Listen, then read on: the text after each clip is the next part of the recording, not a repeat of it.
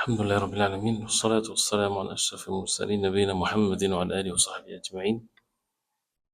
يقول الإمام المنذري رحمه الله in the book of الترغيب والترهيب من كتاب البيوع chapter الترهيب من الغش والترغيب في النصيحة في البيع وغيره. The warning against الغش, cheating, and the encouragement and the rewards in النصيحة, to have the good concern in buying and selling, and others, good concern towards the other side. There are quite few ahadith here. Some of them, the hadith of Abi Hurairah radiallahu anhu, أن رسول الله صلى الله عليه وسلم قال: من حمل علينا السلاح فليس منا ومن غشنا فليس منا. رواه Muslim. Which means whoever carry weapons against us, meaning fighting us, he's not one of us. And whoever cheat us, he's not one of us. And see how the Prophet ﷺ put both together. And فَلَيْسَ مِنَّا, there's many hadith of the Prophet ﷺ that comes with this فَلَيْسَ مِنَّا. It doesn't mean necessarily that he becomes a disbeliever, but that means he does not belong to this loyalty of the believers if he do such a thing. And one of which is a shahid here is al-ghish, is to deceive people, and there's so many different levels of it. And it's everything and anything that is against as-sidq and truthfulness. And as-sidq, especially, we have to make this is clear. If you're buying and selling, if you're having any contract, two sides, buyer or seller or whatever, two sides of contract, the truthfulness is in such a way that whatever you say, whatever you write, whatever you sign, it's according to the intentions of the other side, not according to what you say.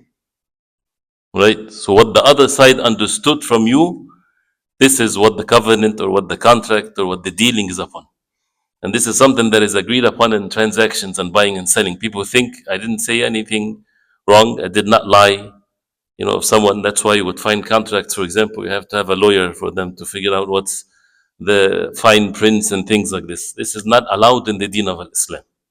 If you're having a contract between two sides, everything has to be explained. Everything has to be made clear.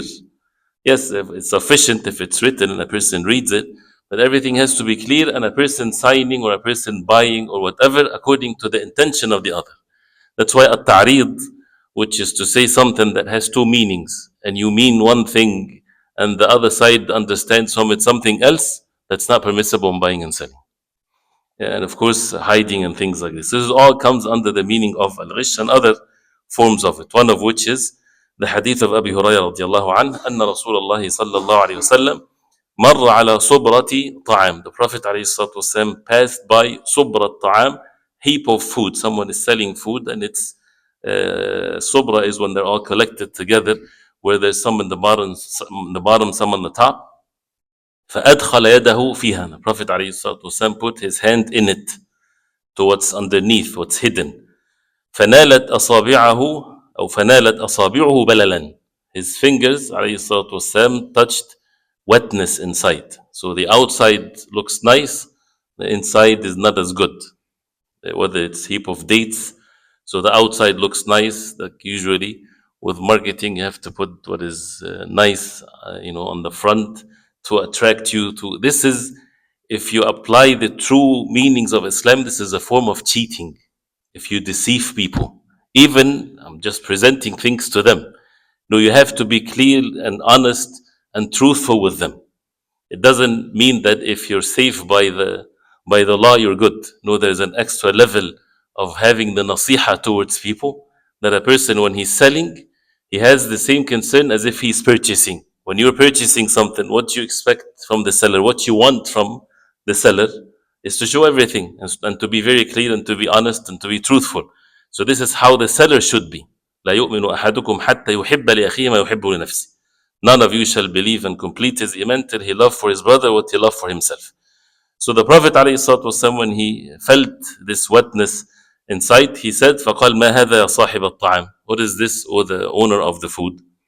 قال أصابته السماء يا رسول الله. أصابته السماء, meaning the rain affected him, O Messenger of Allah. قال أفلا جعلته فوق الطعام حتى يراه الناس من غشنا فليس منا. Hadith رواه Muslim. He says, أفلا جعلت, shouldn't you then made it فوق الطعام, on top of the food, this thing that is wet by the rain, shouldn't you made it on top so that people see it, حتى يراه الناس, من غشنا فليس منه, whoever cheat on us, he's not one of us. So that level of being truthful and having the nasiha towards others. And the hadith came in many different narrations, and it shows that even more than one incident. Also, one of these hadith, and there are so many, but one of which is the hadith of the Prophet عليه الصلاة والسلام, عن عقبة ابن عامر رضي الله عنه عن النبي صلى الله عليه وسلم قال: المسلم أخو المسلم ولا يحل لمسلم إذا باع من أخيه بيعا فيه عيب ألا يبينه.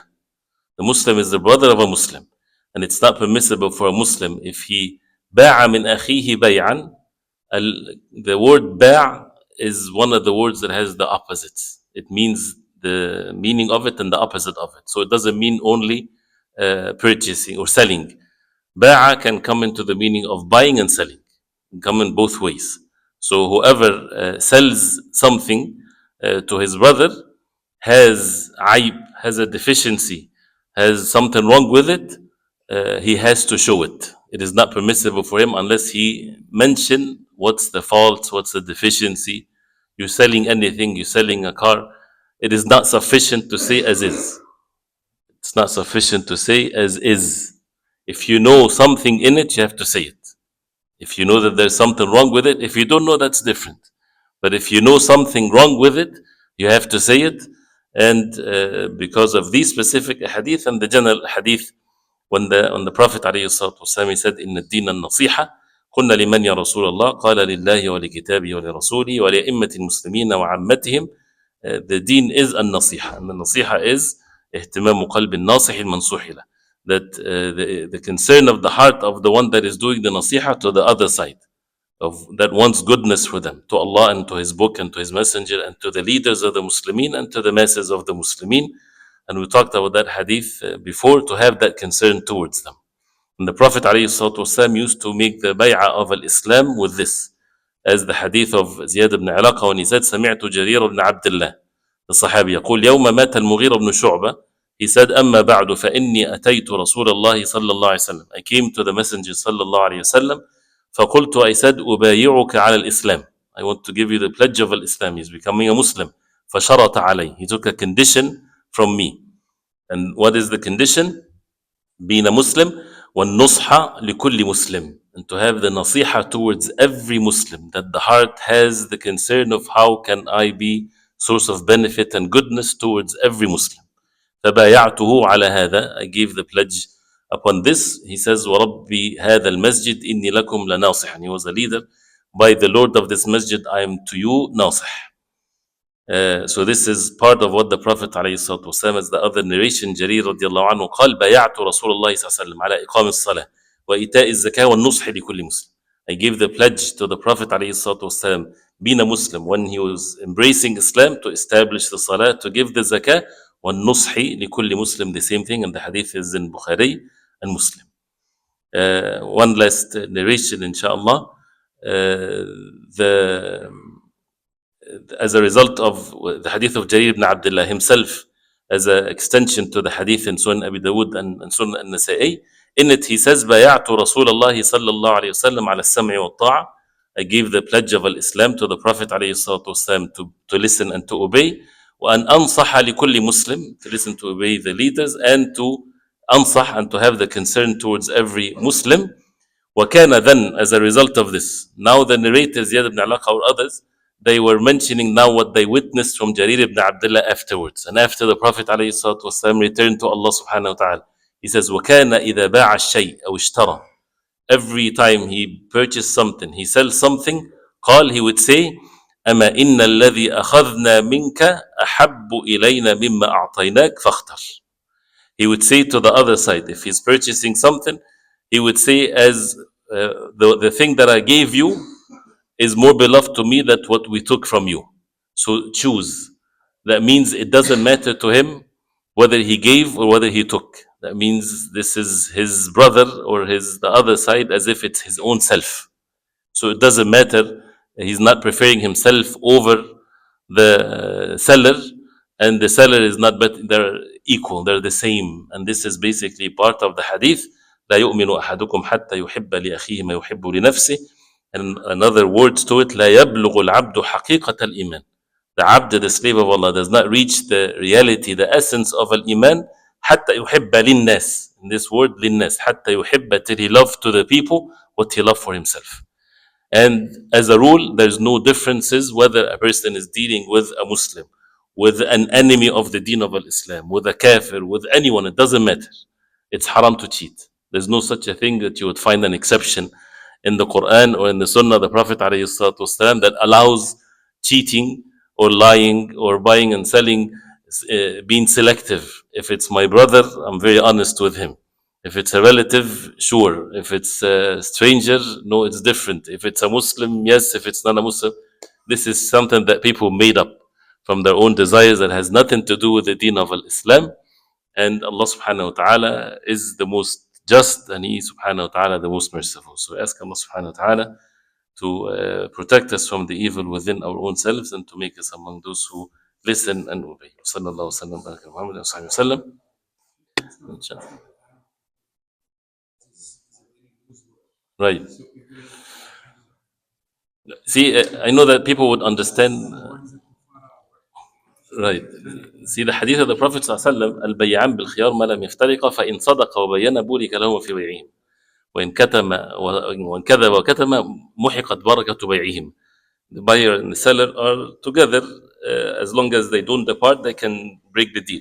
That if they are truthful and make clear, then Allah bless their transaction. If they lie or hide, so there, it's tricky. The issue of as is tricky because people, yes, would understand from it that it might have all kinds of things. You check it, you deal with it, but the issue is that he knows there's something. He knows something. Why would he hide, knowing? If he just purchased it and he doesn't know, most likely that has something, but he didn't check it thoroughly. That's different. But if he knows that this car has a very clear weak deficiency in it and he doesn't say it and he leaves it, maybe the guy figured out, maybe he doesn't, that's cheating.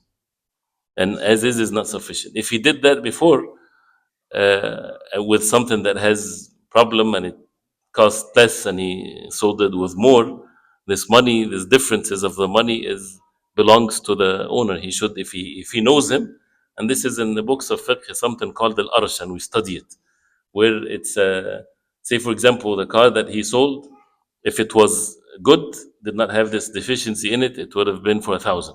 But if it, because of that issue, it's to be sold for 500, and he sold it for 1,000, so that purchaser, there's 500 that belongs to him. So if he knows him, he should go give him the 500, and not sufficient. Oh, forgive me, brother. No, if he did that, he has to go give it to him. If he knew, and the other guy didn't know, because he might be an expert and he took it and he figured it out and they negotiated the price accordingly. So, Allah musta'an. Allah